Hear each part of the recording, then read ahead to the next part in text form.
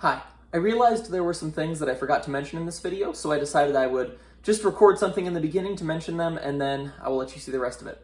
So, first of all, I am not a shotgun guy. I picked up a shotgun recently, I'm trying to learn about it, of course, but it's not something I have a lot of knowledge in, so I can give you a lot of objective information, but the parts of this that are my opinion, you're going to have to take with a grain of salt. Secondly, the shotgun I'm shooting this through is a 20 gauge Mossberg 500, with a 2 3/4 and a 3-inch chamber, with a 22.5-inch barrel and a improved cylinder bore choke until I say that I swap it out.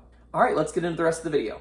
So I don't normally do reviews on shotgun ammo. I normally stick to the military surplus stuff, but I haven't found any good reviews on this ammo, so I decided that I would do a review on it anyway. Now this is Rio 20 gauge, 2 3/4-inch Buckshot 3x3. I didn't find out until I checked my receipt that this is number 1 buck. And the reason I bought this is because it is 25 rounds, it's a big box, for $3.99. And I was pretty impressed with that price, so we're gonna see what this, how this does. So you can see it's just loaded like a normal box of shotgun shells, and it also doesn't say on the shell what it is, it just says 3x3. All right, so you can see why it's called 3x3, because there will be 3 pellets in this layer, 3 in the middle, and then 3 in the back. Dump those into my hand.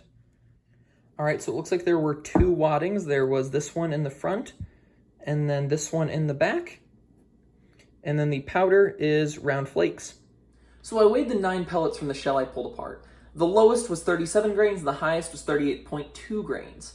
So that I had something to compare this to, I pulled up a image from theluckygunner.com, and they said that number 1 Buckshot should measure each one 40.5 grains. That means that there is a 4 grain difference from the average of these projectiles to what it is supposed to be according to the Lucky Gunner. That might not seem like a big difference, but that 4 grains, if you multiply it by 9, becomes 36 grains. So I'm losing almost the weight of a full pellet if you put all of these rounds together. So that is something that you should pay attention to going on to the rest of the video.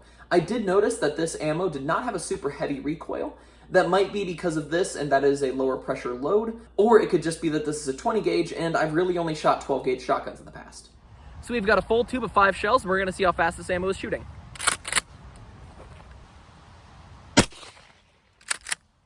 $13.15.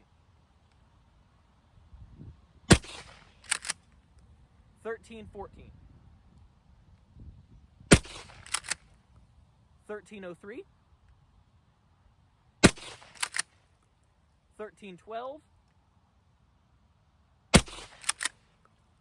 $13.40. The box advertises the velocity at 1,345 feet per second.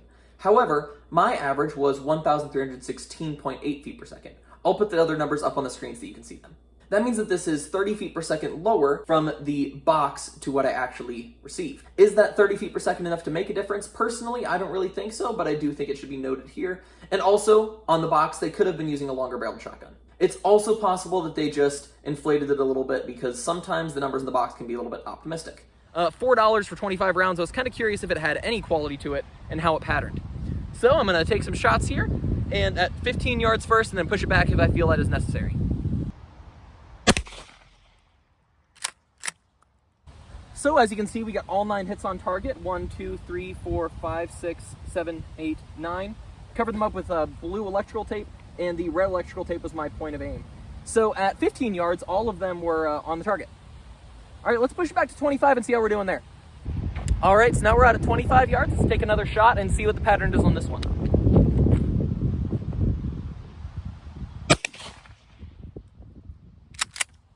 All right, so you can see our shot right here.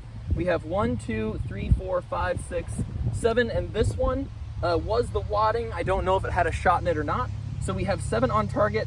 All of them are right except for 1. So I don't know if that means it's patterning right, or if that just means this ammo is really inconsistent for its cost. But we'll take a few more shots. The next one will be at 35, and we'll see where we're at from there. All right, now we're back at 35 yards, so we're gonna shoot at the target again and see what our spread is at 35 yards.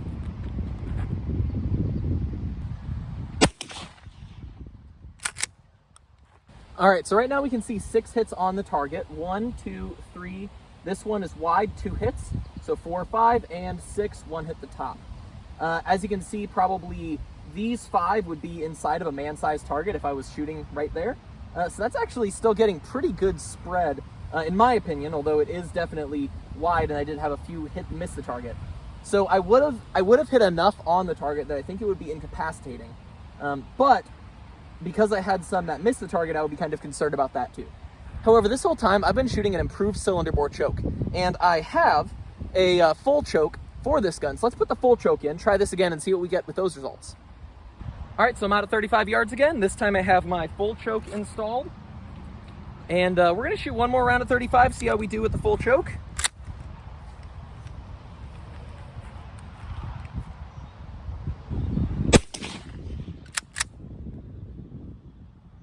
All right, let's go take a look. So I'm all out of multiple colors of tape, but we will see 1, maybe 2 here, 3, 4, 5, 6 on the target. And that is with the full choke. Now, I'd like to keep the improved cylinder bore choke installed so that I can fire slugs through this without needing to make any changes. I don't know if I should be impressed by the way this ammo patterned, but personally I felt like it was pretty decent. At 15 to 25 yards, I think this ammo is well within the realm of reasonableness for, home defense, different distances, or something like that. However, once you get past that, I don't know if you were getting enough shots on the target to be effective. When I put in the full choke, that did tighten that group up a little bit, but if you want to put in the full choke, you can. Personally, I will not be, since I want to be able to shoot slugs through this. This is the last test that we're going to do today. Sometimes these budget ammos can have a problem with cycling when the action is run fast, because it's really easy to run them slow and deliberate, but when you're trying to run them quickly, they can run into some issues. So I'm going to load up a full tube, fire 6 shots as fast as I can, because this shotgun is 5+1, and then load it up again and do the same thing again until I am out of ammo in my bag. So I would have shot a full 25 rounds today, and we'll see if we have any problems. I do have a target set up, but I'm going to be focusing more on shooting fast than shooting accurately.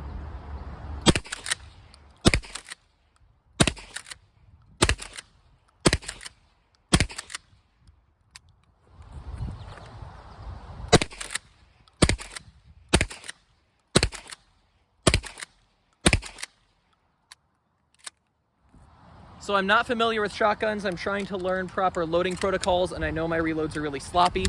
I just don't have much experience with shotguns.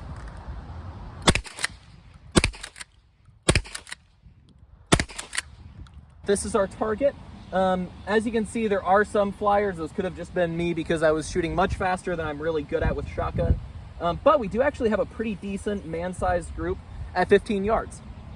That is about all of the objective information that I can provide. Personally, I'm gonna feel comfortable using this ammo. If I can find some better ammo to keep as like a primary defensive load and then use this as a secondary if I'm in a situation where I run out of that, maybe I will think about that in the future. But for right now, I'm pretty happy with the way this performed for close ranges.